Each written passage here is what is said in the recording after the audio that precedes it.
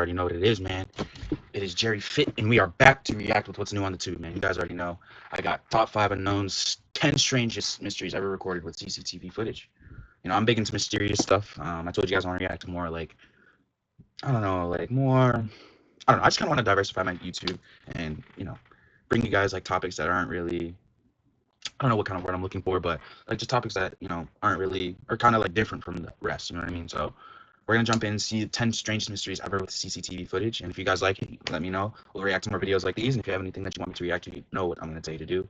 Comment it in the comment section, and I will get to it, bro. You guys know I'm bringing all the reactions. So yeah, I don't have much to say. We're just gonna jump into it. 10 strangest mysteries. I do fuck with mysteries. Like I fuck with mysterious movies, like conspiracies, all that type of shit. Like you guys know, like by now you guys know I'm with all of that. So yeah, hopefully you see some crazy things on here. Maybe I'll see some things that I've seen before, but we'll see. Let's jump into it. Clues, masked figures, final moments, and unmarked cars make a grainy appearance on security camera screens. Despite the omnipresence of these surveillance systems, many disturbing mysteries remain discouragingly unsolved. Number 10. A shadowy stalker, a night driver, an unseen figure made itself present in the life of Janine Vaughn. It appeared that her every movement was being watched. Not long after moving to Bathurst, New South Wales, Janine Vaughn reported that she was being targeted by a stalker. In fact, she made several calls to the police as early as 1998, where she insisted she was being followed by an unknown person. On the 21st of September that year, there was an ordeal in which Janine received a harrowing note from her alleged stalker.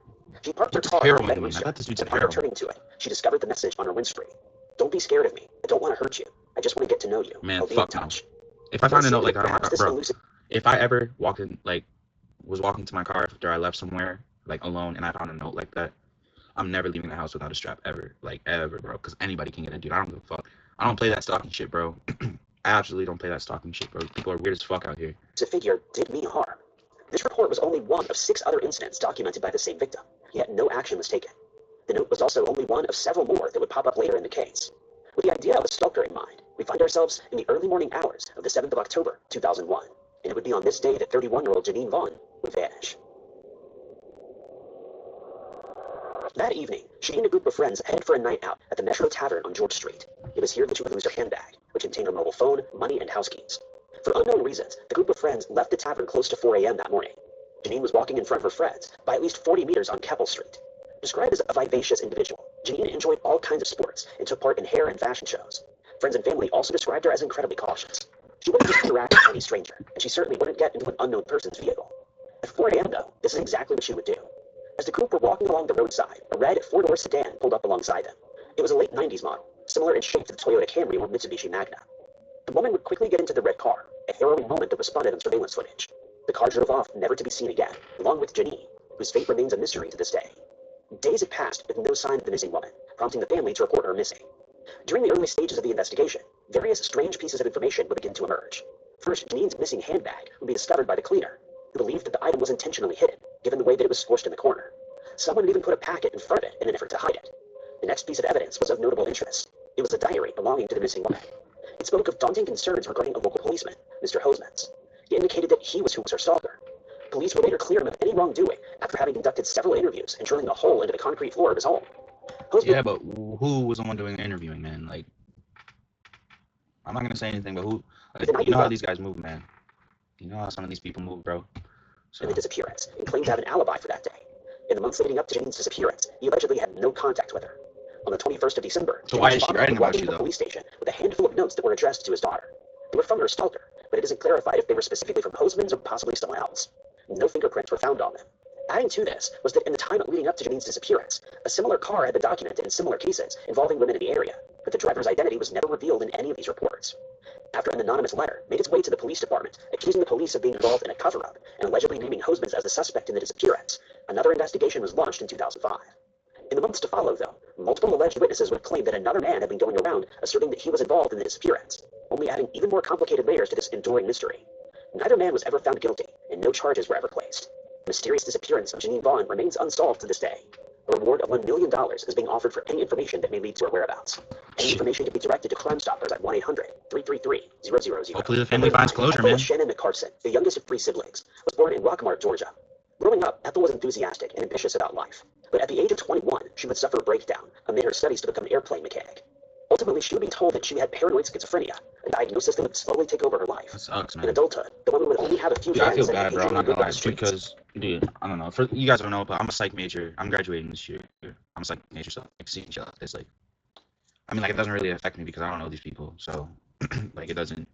Like, I feel like I kind of have a different perspective than most when it comes to shit like this, because like paranoid schizophrenia, bro. Like that's some real deal stuff. So I mean, we'll see what happened with this lady, but yeah, that's tough. Ethel was known to travel often and would stay in contact with family through the help of strangers. She didn't have a cell phone and was therefore not on social media, Bro. often relying on payphones to the odd passerby to make contact with her mother and sister. But it seems that at some point, she may have run into the wrong person. Ethel was 42 years old when she arrived at the Orlando Greyhound Station, located on North John Young Parkway on the 4th of April in 2016, marking the start of an unfortunate and disturbing tragedy. Surveillance footage reported Ethel walking through the station while sitting down on the ground outside. The video shows a woman wearing a red shirt approaching her, and the two begin to chat. They talk to one another for almost 2 minutes, with Ethel sitting on the ground and the woman standing nearby. Just as a white car pulls into view in the parking lot, Ethel gets up. The vehicle drives out of view of the camera, and Ethel too disappears out of range. It's unknown if she'd approached the vehicle and gotten inside, or if it was just a coincidence that she got up when it pulled into view. Nonetheless, this would be the last sighting of Ethel McCarson. Well, does the white car go back out though? On the 6th of April, 2016, a shocking discovery would be made. It was in Orange County, in the wooded area of Old Winter Garden Road. That's The Florida? lifeless body of Ethel would be found. Is that Most Florida? gruesomely, she wasn't just deceased. She'd been the victim of a terrible crime, one that would leave her mutilated. The medical examiners believed that the crime scene had taken place elsewhere and probably occurred within a day after arriving in Orlando. The motive for such a heinous crime would be hard to come by. Given Ethel's nomadic lifestyle, investigators would find very little information on her movements that day. They couldn't determine why she was in Orlando in the first place, if she knew the woman in the red shirt, or anyone in the area for that matter. Her presence and homicide were certainly mysterious. The identity of the woman in the red shirt and the driver of the white vehicle remains unknown, but police believe that they may have some crucial information that may allow them to track Ethel's movements that day and piece together the homicidal mystery. The two individuals, though, are not considered suspects. Anyone with information is encouraged to call Crime Line at 1-800-423-8477 and may be rewarded $10,000 for any information that leads to the solution of what happened that fateful day. Number 8. Oh, that was it. it? That's all the The information they 28th had? of November, back in 1994. Prayers to the Brian family. Foguth, a 23-year-old clerk, clocked in at a Duke and Duchess convenience store located in Brimfield, Ohio. The problem was that he wasn't supposed to be there. Brian had agreed to cover for a coworker at the last minute. Without hesitation, he headed to the edge of town, the quiet stretch of State Route 43 that met with the lanes of Interstate 76. The Duke and Duchess were the only source of light in the darkened void. It was 2 a.m., but Brian was no stranger to late nights. He'd often taken up the night shift to pay his bills. He only lived minutes away on Northfield Drive. It came as no shock that his coworker would enlist his help. Brian was dependable and kind-hearted. He would just turn down a friend in need. In the quietness of Brimfield, he was an ambitious person. Still, that night, he wasn't supposed to be there. It was a clear case of the wrong place, wrong time. It was this sudden shift that would lead him to become the unwilling center of a haunting cold case, a mystery that stalks Ohio to this day. Against the backdrop of cold Ohio fields just after 2 a.m., Brian began mopping the floor, finishing up his expected duties. This evening, he would see very few customers, and those who stepped through the swinging doors were usually tired truckers or passersby. That night was eerily quiet. Not many people came in until one did. The silence was disrupted with the appearance of a masked figure coming into frame of the convenience store's surveillance camera. It was at this moment that Brian's fate was secured. It didn't matter what he did, he wouldn't be going home that morning. What? With the drawing of a firearm, Brian was ushered into the back office, disappearing from the camera's sight. It's unknown what words were exchanged or what happened in that room, but moments later, the clerk would reemerge and open the cash register. Under the gaze of an armed robber, he began to load up a bag with bills. Most methodically, Brian's hand reached underneath the counter, where the button for the silent alarm would alert the Brimfield Police Department that something was wrong. The robber had no idea that the alarm bell had been sounded, but he was startled nonetheless. Just then, a car pulled up outside. The store chime rang, and the assailant was pushed over the edge. Losing his concentration, the robber would be tackled by Brian, who lunged at him, his fist connecting with the masked man's face. In those harrowing seconds, the clerk was fighting for his life. Then, that anticipated bang echoed through the fields, and the robber was gone moments later. It took only minutes for the entire ordeal to take place and disperse. The police had arrived at 2:04 that morning, but it was too late. As of 2025, the cold case homicide of Brian Foguth remains unsolved. That's tough, man. I mean, at least he went out fighting, bro. That's respect, bro. Rainy footage. Number 7. There was nothing in the bushes. No sign of Prayers to the his swamp family, or the too. grass fields. Daniel Nyland was simply gone. The last place the 23-year-old was seen was just outside of Saskatchewan. The oldest of 3 siblings, a family-oriented, bubbly, and carefree woman, was last seen with her friends on the 7th of June in 2015 for a night out. They'd been in the East Flat area of Prince Albert. The following day, on the 8th of June, just before 8 a.m., Danielle was spotted at a Shellbrook gas station, and then she vanished. Worried for his niece's safety, Peter Nyland orchestrated early search parties, but when still no trace of her was found, he reported the woman missing to the RCMP on the 10th of June. Despite initial efforts, not a shoe, coat, or fiber of hair would ever be found. Days passed, and the family got more concerned by the minute. It wasn't like her to just disappear. The daunting 2-week mark was quickly approaching, but on the 11th day, police would make an unfortunate discovery. Near a trail in a wooded area, 500 miles south of the location where she was last seen, the body of Danielle was found. 500 miles north of her remains, her cell phone lay at the end of a driveway, 9.5 kilometers east of Shellbrook. An autopsy was conducted, only to find that no conclusive COT could be found. Police were unable to determine if Danielle had been the victim of a homicide, but they knew for certain that her passing was suspicious. Those suspicions rose when detectives uncovered some surveillance footage of a car that they believed may have been involved in the case.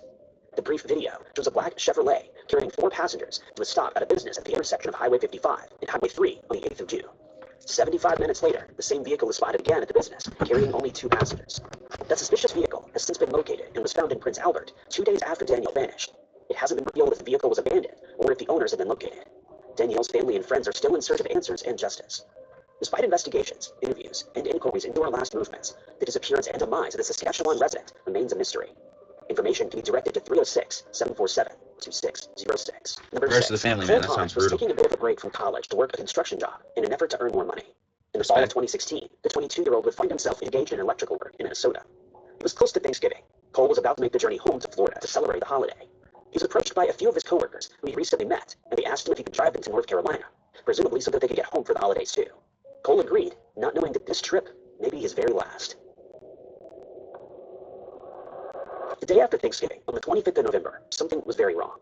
Chris Thomas, Cole's father, pulled up to the driveway, only to find his frantic wife on the phone with the police. Cole was missing. The distraught couple loaded their truck and headed straight for Benson, North Carolina, where the young man was last seen. 2 of the coworkers who were with him during the trip claimed that they were traveling the I-40 when Cole got off the interstate, turned into a residential area, and put the car in park near Elm and Morgan Streets. Most bizarrely, he just jumped out of the car and ran away. No one has seen or heard from him. So why didn't they chase after Cole's him? case was one of those disappearances. I don't like that. I think you should take a closer look at the coworkers. Search parties were organized and various efforts were made, but the man was simply gone. Massive Why wouldn't searches they run yielded after no him? results. In an effort to piece together Cole's last known movements, police began to scour the surveillance footage of various businesses, stores, and gas stations along his route. Through this search, Benson police would discover the very last footage of the man before he enigmatically disappeared. The surveillance images came from a convenience store, showing Cole in a light blue shirt and a baseball hat. Despite this lead, no further breakthroughs have been made. The case doesn't end there. Chris would later reveal that, to his understanding, his son and the coworkers had allegedly picked up narcotics, which led him to experience a paranoid episode. It's uncertain if he had taken the narcotics or if being in possession of them is what caused his panic. Nah, he definitely All took that's certain is that something, Cole bro. had vanished. You don't just run away 1 with year pickup after truck the without taking disappearance them. and presumed demise, 4 men were arrested and charged allegedly for concealing the body. But as of 2025, Cole or his remains have not been found. His case remains an enduring mystery today. Yeah, man. Any information can be directed to the Benson Police at 919-894-2091. Number 5. Y'all heard that. Prepare Prayers to for the a family family, trip man. to the beach. The last thing anyone would expect is to happen upon the body of a deceased man. But this is exactly what happened on Cornish Beach in Perranporth, England, on the 25th of February, 2014. An elderly, unclothed man washed ashore wearing 2 socks on his feet and only 1 shoe. It was anyone to guess that this was a drowning, a case of man overboard, an accident. When police arrived at the scene, it would become hauntingly clear this was not the case. Yeah. Locked between the man's jaw was a rolled-up sock bound with a pair of white iPod earbuds, which were left dangling from his mouth. I thought they were going to say something crazy. The sock in his mouth appeared to be secured there by the earbuds, which were looped around from behind. The still unidentified man seemed to have sustained significant injury to his skin. He was covered in cuts and bruises all over his chest, scalp, and hands. As investigations of the grisly sight were underway, it was also discovered that he'd suffered some internal injuries too. This was no drowning accident. Moments later, police found a raincoat near the person. Inside its pockets were a wallet and a wet 10-pound note. A wool hat, a backpack that contained loose plasters, and a pin were also there. The wallet leads to the identification of the deceased. He was Alan Geel, a 64-year-old man from Weybridge who lived alone. There was also a picture of Alan inside the wallet, from when he was just 2 years old, and another 95 pounds in cash. With the identification of the body secured, detectives could now start looking into what may have happened to the man. This would lead them to CCTV footage that showed Alan wearing a light blue raincoat, a different raincoat from the one discovered near his remains. The first surveillance images showed Alan without the coat, drawing money from an ATM on Molesworth Street in Weybridge at 12:10 p.m., the day before he washed ashore. The next surveillance camera sighting of the man came at 4:15 that same day. He was captured on camera at Jovena Hill, this time with a light blue raincoat in the backpack. He was heading toward the town center after having left his apartment, which was located further up the road. Police investigated Alan's computer activity, which showed he'd been searching bus routes for the few minutes that he was home. 4 minutes later, he would board the number 594 bus. The next sighting of him would come from surveillance cameras, where Alan arrives at Lemon Quiet bus station at 6:14 p.m. Bro, that sucks, bro. It He seems was like you're 36. just genuinely He walked enjoying down this to day, Boston man. Street, Got and a this few minutes light later, taken, bro. he was seen talking to a man at the bus station. It appeared that the man would head to New Quiet and arrived there at 8:16 p.m. Cameras would capture him getting off the bus before he heads towards the town center. At 9 p.m. that evening, he returned to the bus station and got on a bus that was destined for Perranporth. From 10:25 to 10:27, CCTV footage would spot Alan for the last time. He was seen walking along Beach Road, close to where his body would be discovered the following day. Aside from the chat that he had with the men at the bus station, no other interactions were recorded on their surveillance camera, including whatever altercation occurred between his last sighting and his demise. The surveillance footage marked a dead end in this case. Police were unable to locate any of his other belongings, including his Barclay bank account card, his credit card, a Nokia 1110i mobile phone, or his iPod Shuffle. The missing items suggest a robbery, although authorities wondered why a robber would leave the cash behind. Most strangely, the mate to the man's lonesome shoe that was still on Alan's foot was discovered in a nearby cave, but no real answers in this case have ever been found. The question remains, was Alan Shield the victim of homicide, or was his demise some sort of unfortunate accident? Number 4. First Jesse the family, Ross man, was that attending the sucks. University of Missouri as a sophomore. In November of 2006, the America Model United Nations Conference would be held in Chicago. Jesse was planning on attending the conference with another 1,200 students.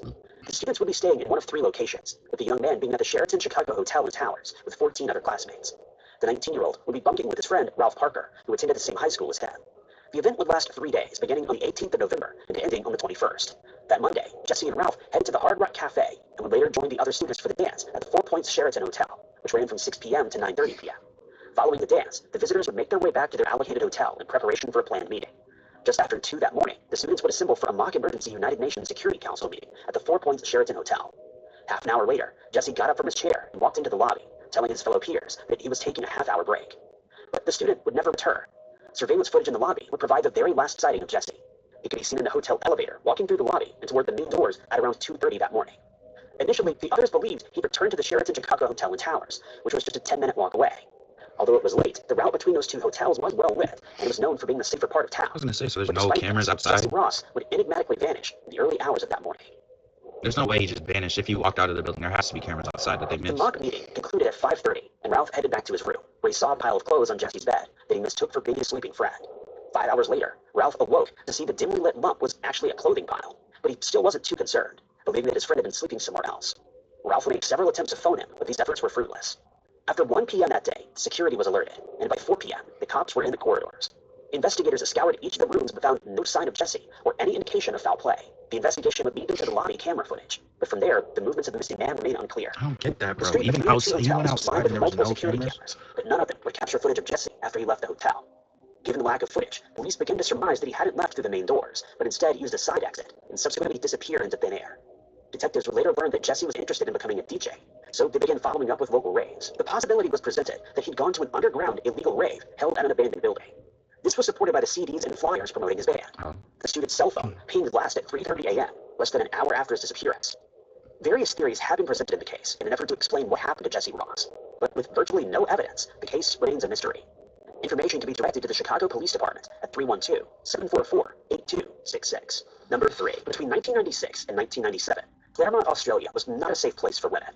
It was that year that the Claremont slayings were underway. Oh, I was Women were like, being what? reported That just took a second to vanished hit from the face that he of the just earth, said that. I was and like, others were what? found deceased, their lives taken by a shadowy and elusive figure. In June of 1996, Jane Louise Rimmer was one such young woman who would enigmatically disappear.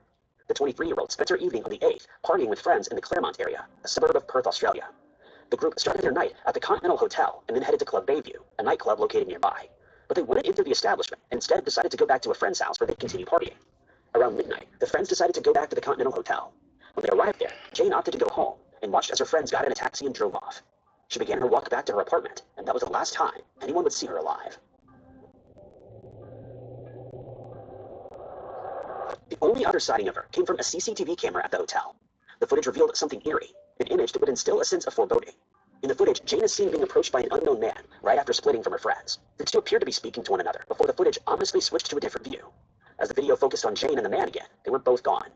In a matter of minutes, they vanished, and the footage didn't catch either of them leaving. Jane never made it back home that evening.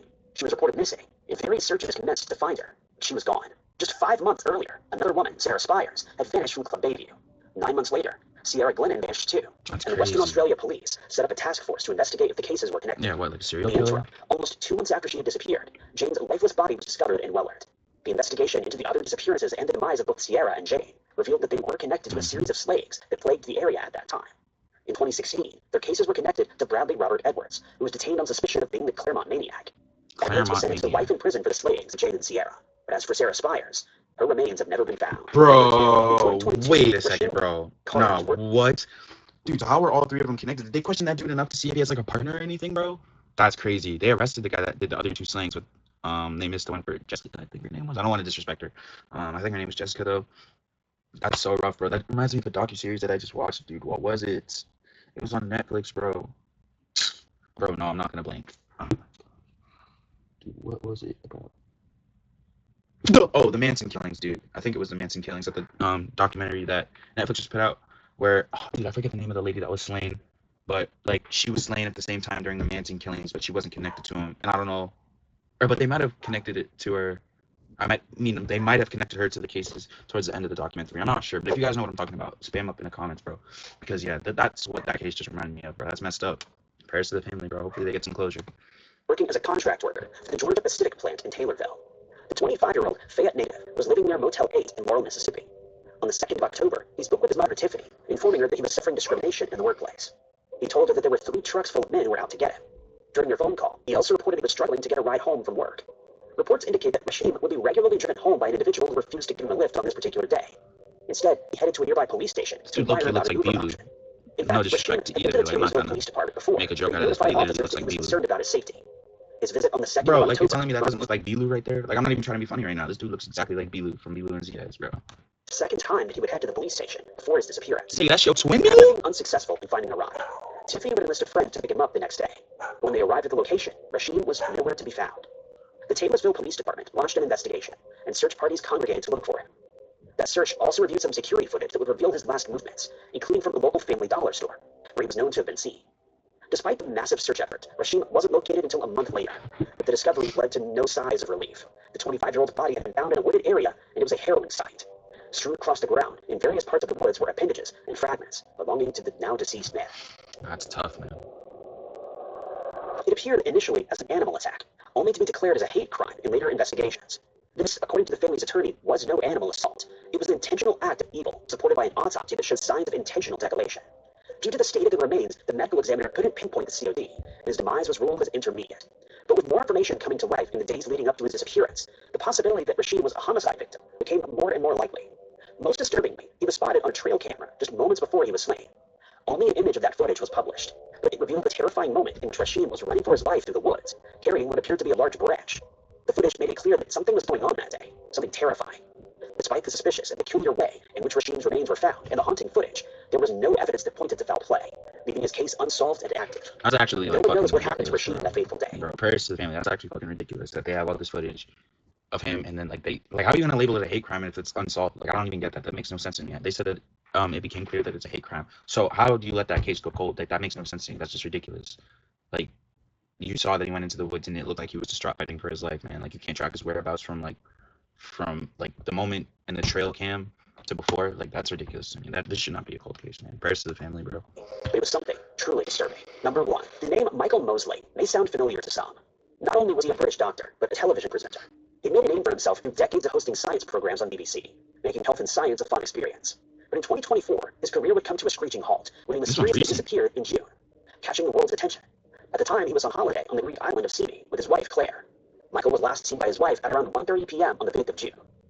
He departed their holiday home and went for a short stroll from Agios Nikolas Beach to Petty, the fishing village. The route was about 1.4 kilometers long, which would take around 20 minutes to walk.